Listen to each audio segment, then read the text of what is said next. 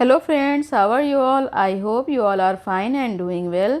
तो आज का हमारा प्लांट है तुलसी का पौधा। तुलसी का पौधा एक परमानेंट हार्डी प्लांट है जो इस अप्रैल के मंथ में आप नर्सरी से लाकर बहुत आसानी से अपने घर में लगा सकते हैं। अगर अभी आप नया पौधा नर्सरी से ख़रीद कर लाएँ तो उसे कम से कम 10 इंच के गमले में आप लगाइए।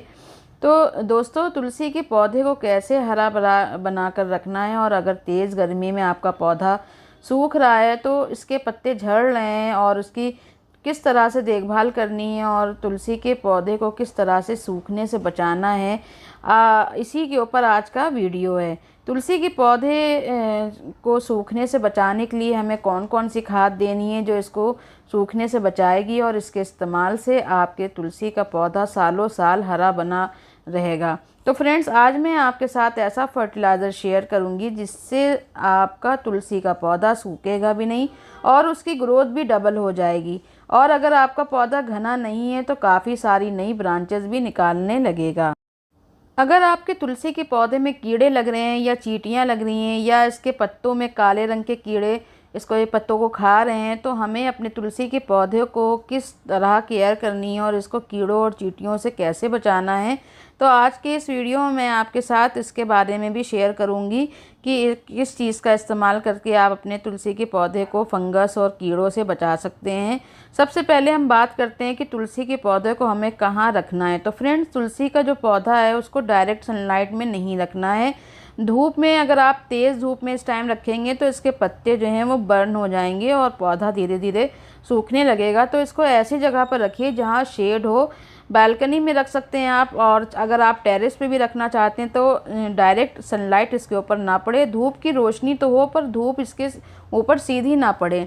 सुबह की 1 से 2 घंटे की धूप आप इसको दीजिए। उसके अलावा इसको धूप में नहीं रखिए, क्योंकि आप गर्मियों में वैसे भी तेज़ धूप पड़ने लगी है, तो इसको आपको तेज़ धूप से बचाना है। नहीं तो पत्ते जो हैं वो धीरे धीरे सूखने लगेंगे और पौधा मुरझाकर सूख जाएगा। और अगर पौधा मुरझाकर सूख गया तो फिर इसको बचाना बहुत मुश्किल हो जाएगा। तो अब बात करते हैं कि इसको पानी कितना और कब देना है। तो अब अप्रैल का महीना ख़त्म होने वाला और मई का महीना शुरू होने वाला है, तो अब गर्मी बहुत तेज़ पड़ने लगी है।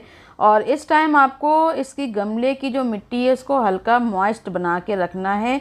मिट्टी इसकी बिल्कुल पूरी तरह से सूखनी नहीं चाहिए। और पानी जो है आप सुबह के टाइम पे दीजिए या शाम के टाइम पे दीजिए, लेकिन टंकी का गर्म पानी नहीं देना है अपने प्लांट्स में इस टाइम हमको, क्योंकि जो टंकी का गर्म पानी जब आप डालेंगे तो इससे पौधा झुलस जाएगा और उसके पत्ते सूखने लगेंगे। अगर जैसे आपने सुबह के टाइम पे तुलसी को पानी दिया है तो शाम तक अगर आपके पौधे की मिट्टी सूख गई है तो आप शाम में भी हल्का पानी इसमें डाल सकते हैं। लेकिन पानी का आपको बहुत ध्यान रखना है, बहुत ज़्यादा पानी भी नहीं देना है कि मिट्टी बिल्कुल कीचड़ जैसी हो जाए, क्योंकि अगर ज़्यादा पानी दे देंगे तो जो इसकी जड़ें होती हैं वो गलना शुरू हो जाती हैं और धीरे धीरे मिट्टी के अंदर फंगस लगना भी शुरू हो जाता है और हमारा जो पौधा होता है वो पीला होकर अपनी पत्तियों को झाड़ने लगता है और फिर क्या होता है कि पौधा हमारा पूरी तरह से सूख जाता है। अगर पत्ते सूखकर तुलसी के गमले की मिट्टी में गिर गए हैं तो उनको निकाल कर हटा दीजिए, वरना ये भी फंगस का कारण बनते हैं। और जो भी पीले पत्ते हो रहे हैं, जैसे मैंने अपने पत्ते तुलसी के पत्तों को निकाल रही हूँ, साफ़ कर रही हूँ, जो भी सूखे पत्ते हों उनको भी इस तरह से आप हटा दीजिए प्लांट से, क्योंकि सूखे पत्ते, पीले पत्ते जो भी आपके प्लांट की मिट्टी में गिरेंगे तो वही फंगस का सबसे पहले कारण बनते हैं। और अगर प्लांट में भी सूखे पत्ते लगे रह जाएंगे तो कीड़े भी उनको अट्रैक्ट करते हैं। अगर आपको अपने तुलसी के पौधे को जंगल जैसा घना बनाना है और अपने पौधे में ज़्यादा से ज़्यादा ब्रांचेस आप लेना चाहते हैं तो तुलसी के पौधे की पिंचिंग ज़रूर करते रहिए। पिंचिंग का मतलब होता है जो ऊपर की टिप होती है जहाँ पर मंजरी लगी होती हैं, तो उन टिप्स को आपको 2-2 पत्तियों को हटा देना है। मैंने अपने प्लांट की ऊपर की जो टिप है वो कट करके जो मंजरी लगी हुई थी वो भी हटा दी हैं, और जो ऊपर की 2 पत्तियां जो होती हैं उनको भी हटा दिया है। तो उससे क्या होता है कि ऊपर की जो ब्रांचेस निकलना शुरू हो जाती हैं और जो छोटा सा पौधा जो होता है वो बहुत जल्दी घना हो जाता है। और अगर आप बहुत जल्दी तुलसी के पौधे को घना बनाना चाहते हैं तो 2 पौधे आप एक साथ एक गमले में भी लगा सकते हैं। उससे क्या होता है कि पूरा जो गमला होता है वो पौधे से भर जाता है और भरा हुआ प्लांट बहुत अच्छा लगता है। तो जो इसकी मिट्टी है इसको आपको अच्छे से गुड़ाई ज़रूर कर लेना है। गुड़ाई करने से जो मिट्टी के अंदर जो जड़ें होती हैं उनको ऑक्सीजन सही से मिलता है, और किसी भी फर्टिलाइज़र को आप जब इस्तेमाल करते हैं गुड़ाई करने के बाद, तो फर्टिलाइज़र जड़ों तक पहुंचता है और जड़ों में पहुंचकर उसको न्यूट्रिशंस देता है।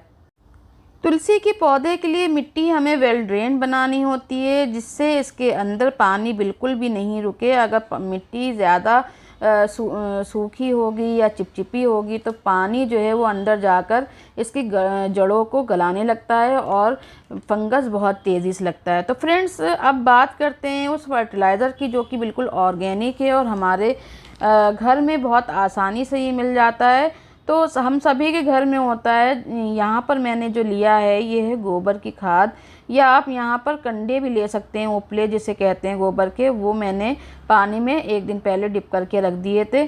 और यहाँ पर जो ये मैंने लिया है ये पील्स हैं, बनाना पील हैं, यहाँ पर इसमें प्याज के छिलके हैं यानी कि अनियन पील है, और संतरे के छिलके। मैंने 3 चीज़ों को यहाँ पर 1 लीटर पानी में डिप करके एक रात के लिए छोड़ दिया था। 24 घंटे के लिए आपको इन छिलकों को पानी में भिगो कर रखना है। चाहें तो आप सुबह भिगो के रख दें तो शाम को इस्तेमाल कर सकते हैं, और अगर आप रात में भिगो रहे हैं तो फिर सुबह आप इनको इस्तेमाल कर सकते हैं।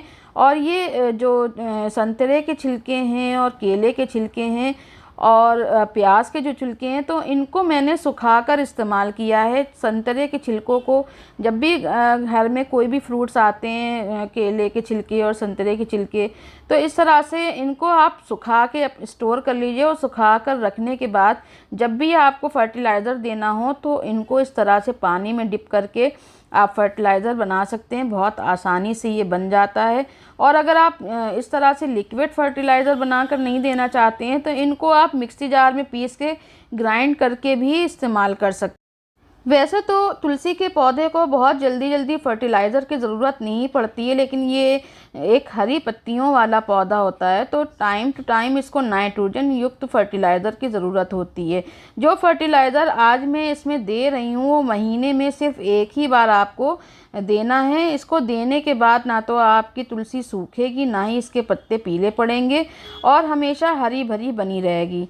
तो फ्रेंड्स, ये जो आप देख रहे हैं यहाँ पर मैंने जो इसका जो बनाना पील और ऑरेंज पील और प्याज के छिलकों का जो मैंने लिक्विड फर्टिलाइज़र बनाया है उसको मैंने पानी में डिज़ोल्व कर लिया। ये 1 लीटर की बॉटल है, तो इसमें मैंने हाफ़ पानी लिया था और हाफ़ इसमें मैंने वो पील फर्टिलाइज़र डाला है, और उसको फिर मैं इसमें अपने तुलसी के प्लांट में डाल रही हूँ। देखिए मेरे गमले की मिट्टी बिल्कुल सूखी हुई है, तभी मैंने ये लिक्विड फर्टिलाइज़र यूज़ किया है।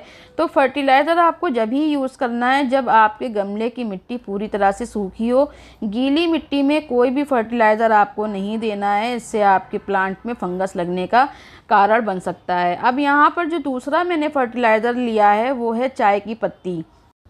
चाय की पत्ती को मैंने 1 चम्मच चाय की पत्ती को 1 गिलास पानी में, ये बॉटल जो है वो 1 गिलास के बराबर बॉटल है, इसमें मैंने रात भर के लिए भिगो के रख दिया था। 24 घंटे के लिए आप चाय की पत्ती को, मैंने यहाँ पे फ्रेश चाय की पत्ती ली 1 चम्मच और उसको 1 गिलास पानी में भिगो कर रख दिया था, और अब ये मैं साथ में ही इसके इस्तेमाल कर रही हूँ। दोस्तों, चाय पत्ती के अंदर नाइट्रोजन की बहुत ज़्यादा मात्रा होती है जो पत्तियों को लश ग्रीन बनाए रखती है, और बहुत सारे माइक्रो न्यूट्रिशन होते हैं जो तुलसी के पौधे को घना बनाने में और पत्तों को चमकदार बनाए रखने में भी फ़ायदा पहुंचाते हैं। तो देखिए जो मेरे गमले की मिट्टी है वो कितनी वेल ड्रेन है, सारा पानी उसने एब्जॉर्ब कर लिया और जड़ों तक सारा फर्टिलाइज़र पहुँच गया है। दोस्तों, मैंने जो यहाँ पर लिक्विड फर्टिलाइज़र छिलकों का जो लिया है, बनाना पील का और ऑरेंज पील और प्याज के छिलकों का, तो उसमें सबसे ज़्यादा पोटेशियम होता है जो किसी भी प्लांट में फल बनाने में, फूल बनाने में बहुत हेल्प करता है। तो यहाँ पर जिनके भी पौधे में, तुलसी के पौधे में मंजरियाँ नहीं बनती हैं या फ्लावर्स नहीं निकलते हैं, नहीं खिले होते हैं, तो उसमें ये बहुत हेल्प करेगा। ये जो मैंने फर्टिलाइज़र आपको बताया है ये मैंने इस्तेमाल किया हुआ है, उसके बाद ही मैं इसको आपको बता रही हूँ। तो ये ज़रूर से इस्तेमाल करिएगा, इससे आपके पौधे में अगर मंजरियाँ नहीं बनती हैं तो मंजरियाँ बनना शुरू हो जाएंगी और इतनी ज़्यादा मंजरियाँ बनेंगी कि आप गिनते गिनते थक जाएंगे। और जो पत्तों का जो कलर है, चमक है, वो भी बढ़ जाएगी, क्योंकि इसमें केले के छिलकों में नाइट्रोजन, पोटेशियम और फास्फोरस बहुत ज़्यादा होता है, जो हमारे किसी भी प्लांट के लिए बहुत ज़्यादा हेल्पफुल होता है। दोस्तों, जो ये ऑरेंज पील है, इसमें विटामिन सी और सिट्रिक एसिड होता है, जो हमारी गमले की मिट्टी को एसिडिक बनाता है और एसिडिक सॉइल से जो ब्रांचेस हैं वो बहुत तेज़ी से निकलती हैं, पौधा बहुत ज़्यादा ग्रो करता है, बहुत ज़्यादा बुशी भी हो जाता है। और प्याज के छिलकों में जो पोटेशियम होता है, वो पोटेशियम हमारे जो पौधे की ग्रोथ होती है उसको बनाए रखने में बहुत हेल्पफुल होता है। तो ये तीनों ही चीज़ें बहुत हेल्पफुल है हमारे पौधे के लिए। और चाय की पत्ती में जो आप जानते हैं कि कितना ज़्यादा नाइट्रोजन होता है, तो उससे जो पौधे का जो हरापन है वो भी बना रहता है। फ्रेंड्स, अब बात करते हैं पौधे के अंदर लगने वाले काले कीड़े और फंगस की। अगर आपके पौधे में कीड़े बहुत ज़्यादा लग चुके हैं या फंगस की प्रॉब्लम हो रही है, पत्तियां झड़ रही हैं, तो यहाँ पर मैं ये हल्दी पाउडर का इस्तेमाल कर रही हूँ। हल्दी पाउडर एक नेचुरल इंसेक्टिसाइड और फंगिसाइड का काम करती है। हल्दी के जो प्रॉपर्टीज़ होती हैं वो एंटीबायोटिक होती हैं, तो आप अपने पौधे में इसका इस्तेमाल डायरेक्ट सॉइल में भी कर सकते हैं, इस तरह से छिड़क कर और पानी में डालकर उसको डिज़ोल्व करके, और इसका स्प्रे भी आप पत्तियों में कर सकते हैं। तो अगर पत्तियों में कोई फंगस लग रहा है या कीड़े काले रंग के लग रहे हैं, तो उनको आप इससे स्प्रे करके इसको ख़त्म कर सकते हैं। तुलसी का पौधा एक मेडिसिनल प्लांट होता है। इसके पत्तों का इस्तेमाल हम काढ़ा बनाने में या चाय बनाने में भी करते हैं। तुलसी के पत्तों का यूज़ कई तरह की दवाओं बनाने में भी किया जाता है, इसलिए इसमें किसी भी केमिकल इंसेक्टिसाइड या फंगिसाइड का यूज़ हमको नहीं करना है। हल्दी पाउडर जो है वो हम लोग अपने किचन में भी यूज़ करते हैं, तो इसलिए इसको हम अपने इसमें पौधे में इस्तेमाल कर सकते हैं। हल्दी के इस्तेमाल से इसमें कोई भी फंगस या कीड़ा नहीं लगेगा। अगर आप हल्दी का पाउडर यूज़ नहीं करना चाहते हैं तो दालचीनी का पाउडर भी इसकी जगह पे यूज़ किया जा सकता है, वो भी बिल्कुल हमारे किचन में ही मौजूद होता है। तो इसके इस्तेमाल से ये बिल्कुल अच्छी हरी भरी बनी रहेगी। तो दोस्तों, ये थी तुलसी प्लांट की अप्रैल मंथ में केयर टिप्स। अगर आपको मेरा वीडियो पसंद आया तो एक लाइक ज़रूर कीजिएगा, और अगर अभी तक आपने मेरे चैनल को सब्सक्राइब नहीं किया है तो ज़रूर से सब्सक्राइब कर लीजिएगा। मिलती हूँ नेक्स्ट वीडियो में, जब तक के लिए आप अपना और अपनी फैमिली का